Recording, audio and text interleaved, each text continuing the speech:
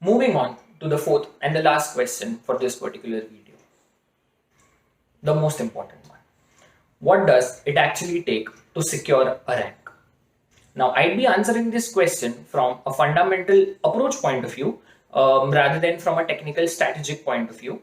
The technical and the strategic questions I'll be covering in the upcoming videos. Now, why do I choose to answer this from a fundamental point of view? Is because every ranker would have a different strategy to suit his particular style of study. However, all the rankers would definitely have what I call the three fundamental pillars to be able to secure a rank. The first one being discipline, second one being intellect, of course, and the third one being smart work. You need all of these three ingredients in order to be able to secure a rank. One ingredient amiss and you lose your shot at securing a rank. Now, it is important to understand the fact that though all of these ingredients are important for you to be able to secure a rank, the proportion of each of this ingredient might vary from person to person. The reason why I say this is important to understand is linked to my answer to the question of ranker material. When I said that we say to ourselves, मेरा तो कोई scope नहीं है, we have this notion of a certain category of students. Now we conclude this in our minds based on our assessment of only and only the second fundamental, which is intellect. But hey, neither is only intellect sufficient for you to secure a rank, nor is a less of an intellect the reason for you to doubt yourself and not aim for and prepare for a rank. So, for example, if you feel that you have less of an intellect as compared to your peers, you can compensate for that by developing and by inculcating the other two fundamental, which is the first one discipline and the third one smart work. Now let me elaborate on the three fundamental pillars which I mentioned. First and foremost being discipline. By discipline, do I mean that you need to study 12 to 13 hours constantly on a daily basis without taking any breaks or any day off? No.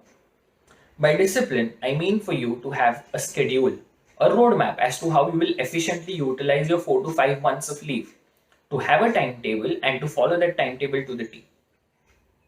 If you take one day at a time and choose the subject and study that depending on your mood, then trust me, you've lost half your battle there.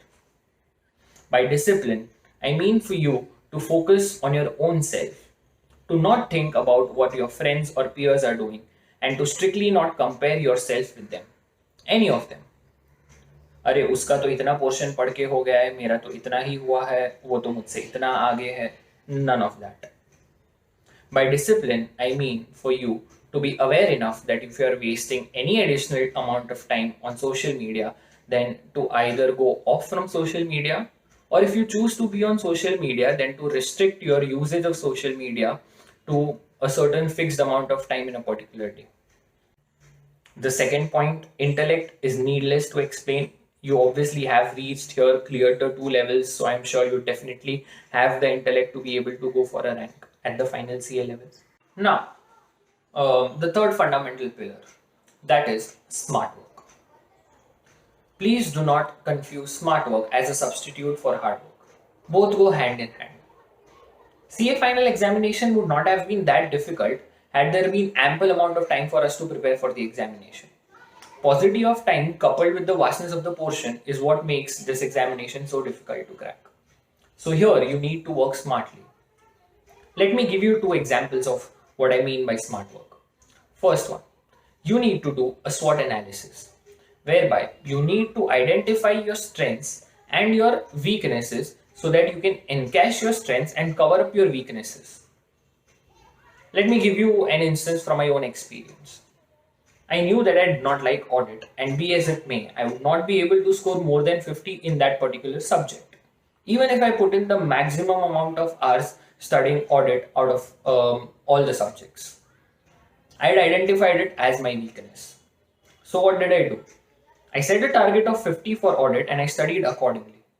I did not put in even an hour extra than required, thinking कि अरे ये तो मेरा weak subject है. If I need to secure a rank, I'll have to secure an exemption here as well.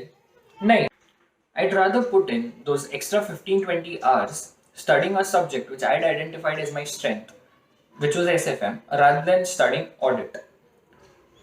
Because I knew that if I put in those extra hours studying a subject of my strength, I'd be able to yield more marks out of that than audit.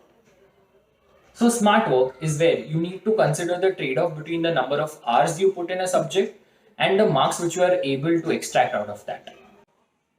And now, the second example for smart work: preparing your own short summarized notes. Because on the last day of the exam, you would not have the time to flip through 1,000 pages. You need to have your short, crisp, summarized notes which will help you revise all the concepts and make you recollect the tricky adjustments for each of the chapters. So guys, that is all we have for this introductory video. I'll summarize what we have discussed over the course of this video.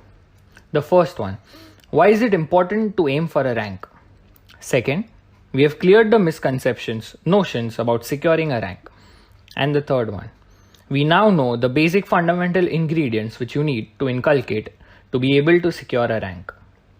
In the upcoming videos, we shall cater to the major FAQs which students tend to have, and I also look forward to interacting with you guys. Please post any question, doubts you have in the comment section below.